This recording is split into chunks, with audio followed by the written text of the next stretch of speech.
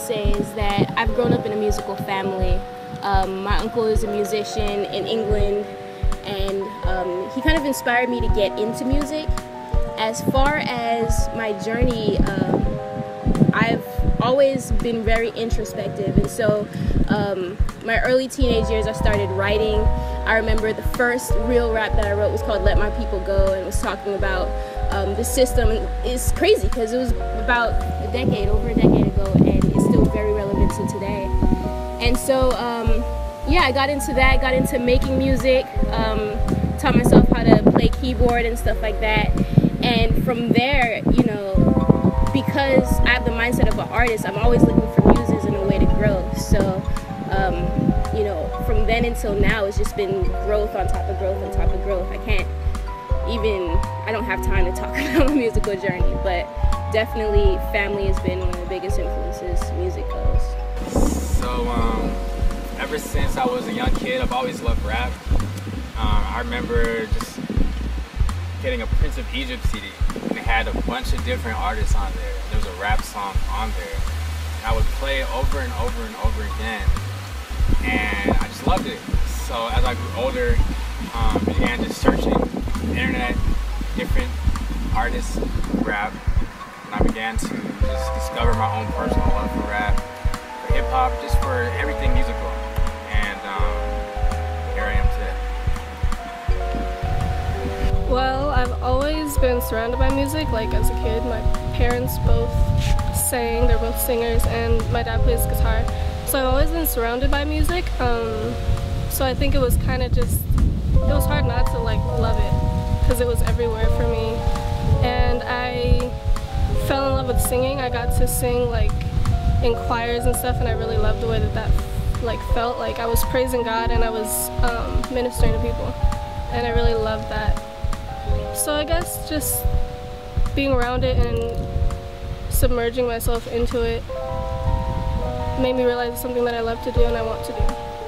Yeah, so my musical journey was basically, it started off when I was 5, roughly. I saw my sister get a keyboard, and I looked at it, I said, looks cool, let's try it out. I didn't know what I was doing at all. And so basically, growing from that point on, at age 13, I got my own keyboard, and then I was able to enhance my own skills. So basically, starting from the age of 5, I've always had the interest in music, and moved forward until now. I'm still moving. I'm still on my journey. Now that I finally got to the point to where after mentoring and going through different journeys and complications in life, I got to the point to where I can actually take charge and do what I want to do with the music that I want to do, and get to the goal that I set for myself. And I think setting goals is what's helping me through my journey right now. Probably my biggest musical influence is Lupe Fiasco, also formerly known as Wasalu Muhammad Jacko. Assalamu alaikum. You know, he's a genius, the way he constructs triple, quadruple entendres, metaphors for days, flow for days. Man can freestyle for like 20 minutes, keep going.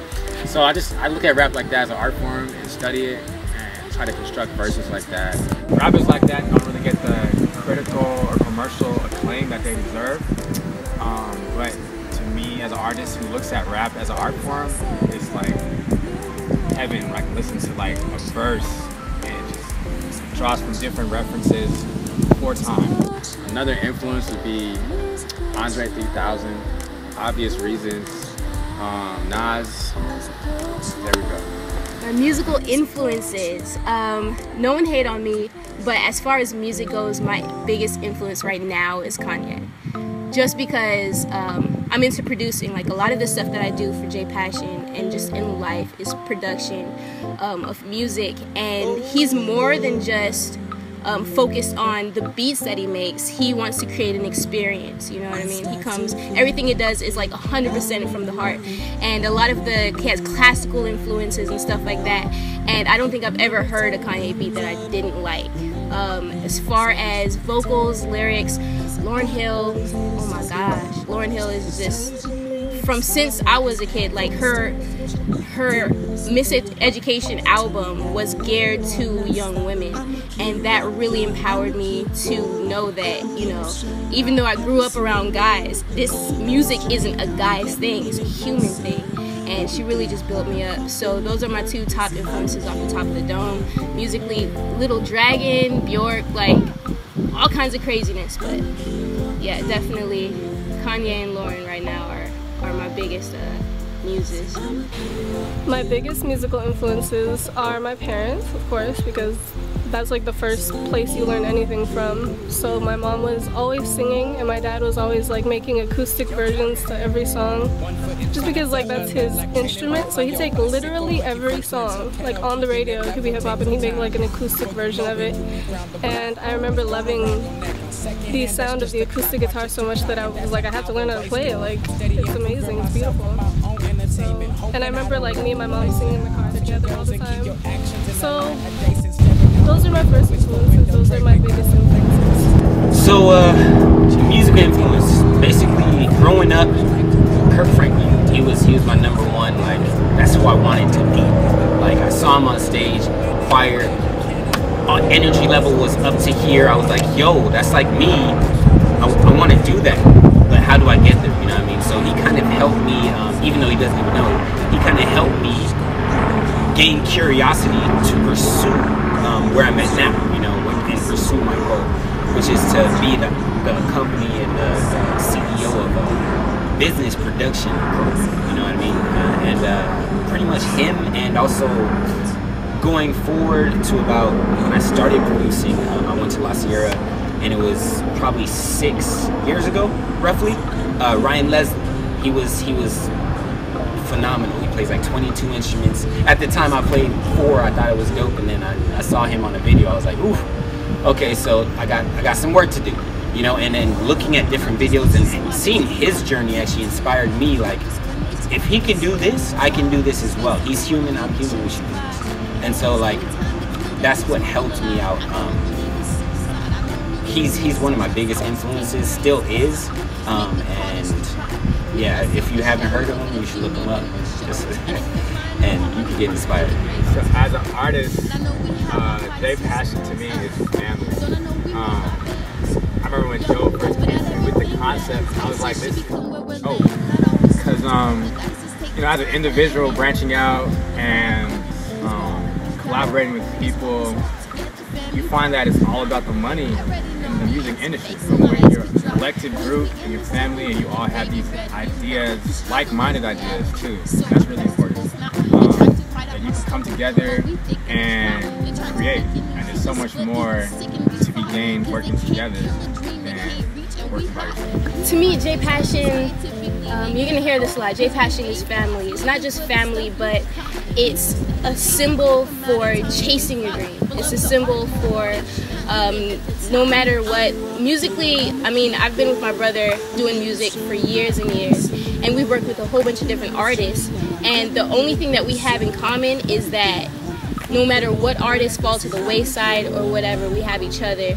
and we kept chasing the dream. We didn't let the different mishaps, the different fallouts with band members or anything like that, and we kept moving forward. So to me, J.P.P it's a collection of artists that persevere no matter what, and we create our family. You know, we're starting, our grassroots right now is mainly family members, but it extends to artists that are just serious about following their passion. It's J.P.P.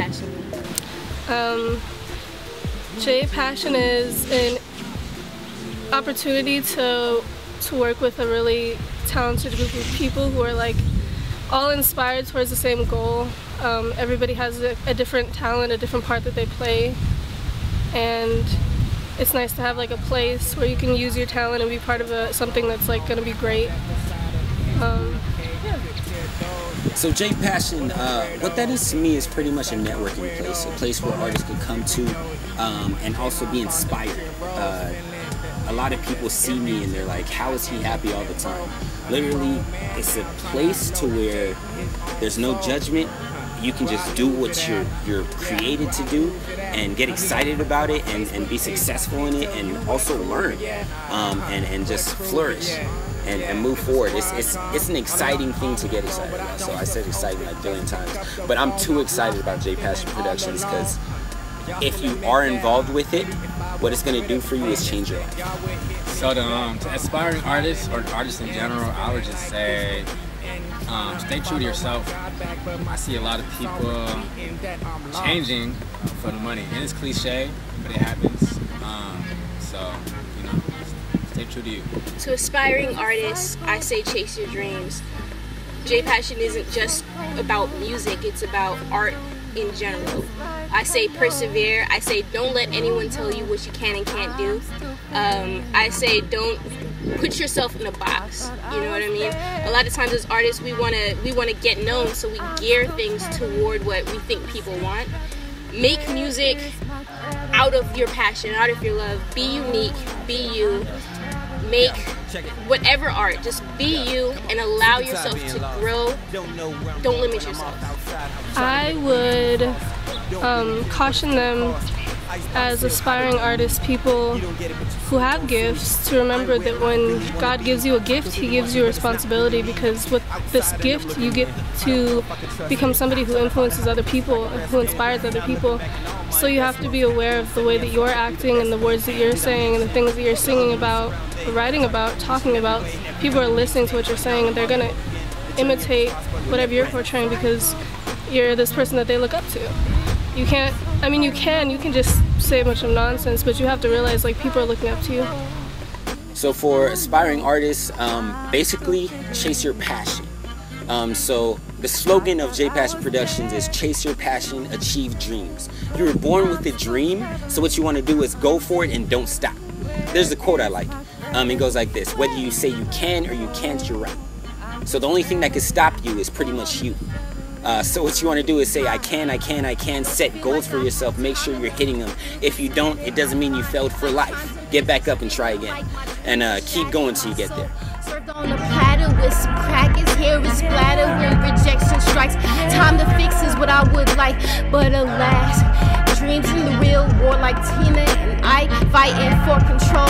This tempest rolls, walk on hot coals with hot tears streaming, screaming, fiending, no longer seeing what I've been dreaming. So grown, I'm numb. This class, this wrong. Drowning, I'm mumbling, patience running kind of thin. Once I thought that I could win, as I began from run to gin.